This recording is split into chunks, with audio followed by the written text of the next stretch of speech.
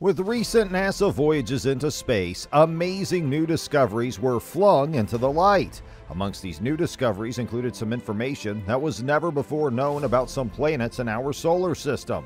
One planet in particular has stood out: Uranus. What could have possibly been discovered that was so shocking? And how do these discoveries affect Earth? Is it truly the coldest planet in our solar system? And what about its positioning is weird compared to the other planets in our solar system?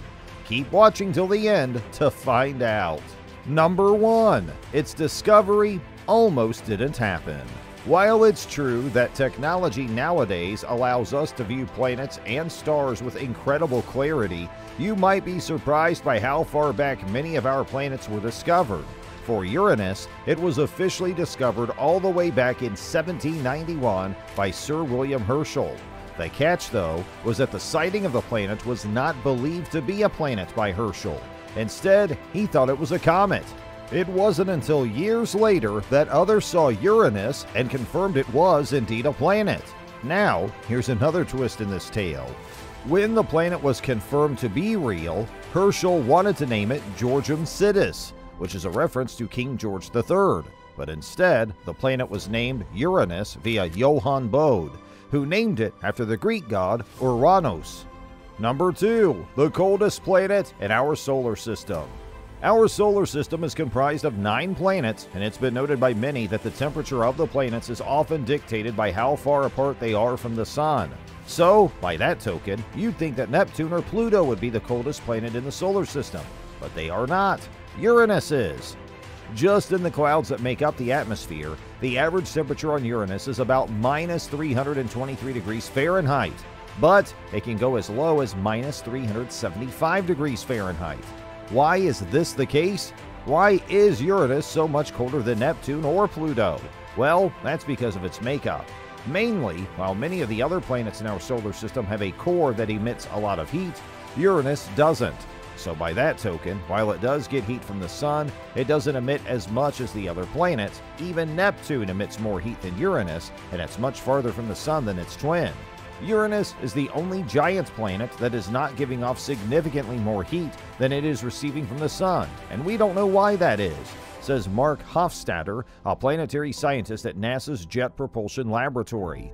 The big question is whether that heat is trapped on the inside, and so the interior is much hotter than we expect right now, Hofstadter said. Or did something happen in its history that let all the internal heat get released much more quickly than expected? The mystery hasn't been solved yet, but the result remains the same. It's cold. Number 3. It rains diamonds. As we noted earlier, the upper atmosphere of Uranus is very cold, and thus it rains. But as the rains go down towards the planet itself, the temperature rises really fast. So, because of this, the ice melts, and when it continues to draw closer to the surface, the pressure of the planet begins to exert itself. The result? Diamonds. And not just regular diamonds. Diamonds the size of grizzly bears, ones that are said to be millions of carats apiece.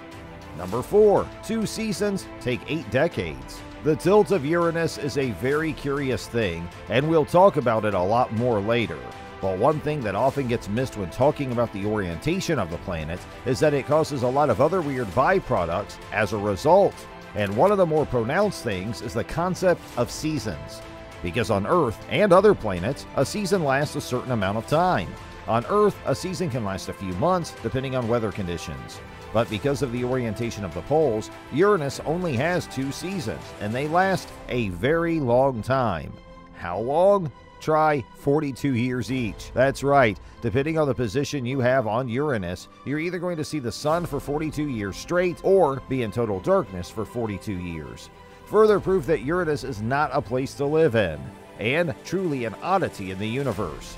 If the Earth had this kind of thing happen, life likely wouldn't exist on our planet. And if you did the math, yes, this means that Uranus takes 84 years to make a complete orbit around the Sun. Number 5. Only one spacecraft has flown by Uranus. Here's another curious thing for you to ponder. In the history of probes and satellites and other spacecraft, only one has gone by Uranus with any good view as to show off what the planet was like in good detail. That was the Voyager 2 space probe that went by the planet all the way back in 1986. and even though it went by the planet, it was 81,500 kilometers away from the planet when it took its shot on its camera. Granted, when it did that, it provided some very high-quality shots of the planet, its rings, and its moons. But you have to wonder, why haven't we tried to go back? Is it because we don't consider Uranus a big planet that needs to be discovered? Is it because of the distance and the fact that it would take many years just to reach it, let alone recover data from it? Or is it simply that, in terms of priorities, that NASA and other programs just feel there are better uses for time? I'll let you be the judge. Number 6. Violent winds. I want you to picture a very gusty day here on Earth. I'm talking conditions that make you think that the wind is going to pick you up and literally blow you away. The highest wind speeds that have ever been recorded on Earth were via a tornado that reached over 300 miles per hour. And as you know, a tornado isn't something that happens every day, and thus, those winds aren't standard for our planet. But on Uranus, they aren't so lucky, because the average wind speed of the planet is around 560 miles per hour. And unlike a tornado, that isn't confined to one distinct area of the planet. That's all around the planet at times. Trying to live in those conditions would be like being caught in a blender, which would not be fun or safe. Let's add this to the reasons why Uranus is not a place we'd ever want to live on, okay? Number 7. Not so visible rings. Most people know that Uranus is one of a few planets in our solar system to have rings.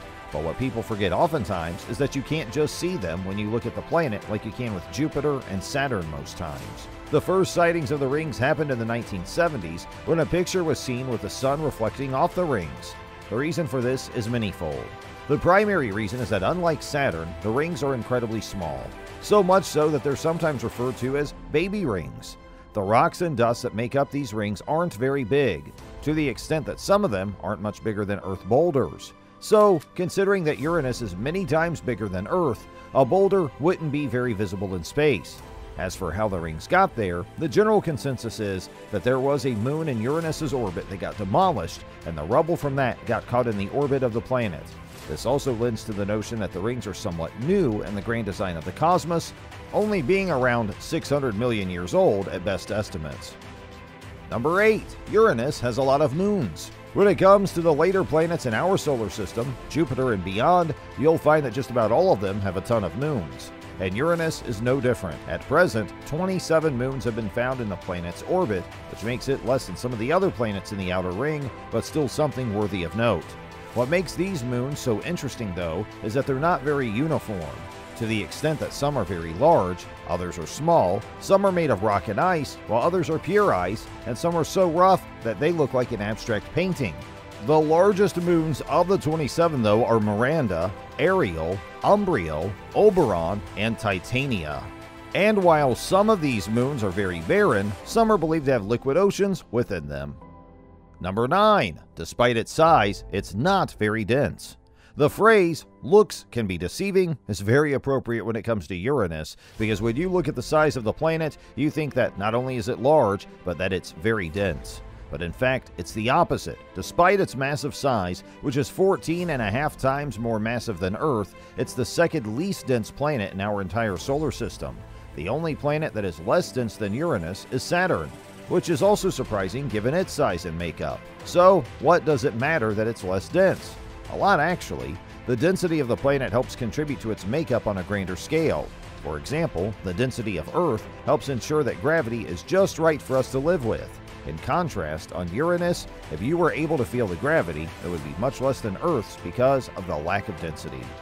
Number 10. Uranus is built on a tilt. Without a doubt, the most mysterious and strange thing about Uranus as a whole is the fact that it's positioned on its side, which is something that no other planet in our solar system is like. Some have tilts, like Saturn, but never a full tilt like Uranus. This gives off a pretty interesting effect to those who look at it from afar, not the least of which is because its rings are now vertical in orientation and not horizontal like the other planets that have rings in our solar system. So what is it that caused Uranus to have such a tilt? The biggest theory is that a long time ago, a foreign body collided with the planet, not unlike the asteroid that killed the dinosaurs. But when this entity collided with Uranus, it quite literally moved the planet's axis and poles, causing the sideways planet as a result. And because of this, the south pole of Uranus is always facing the sun, while the north pole is pointed towards the darkness of space.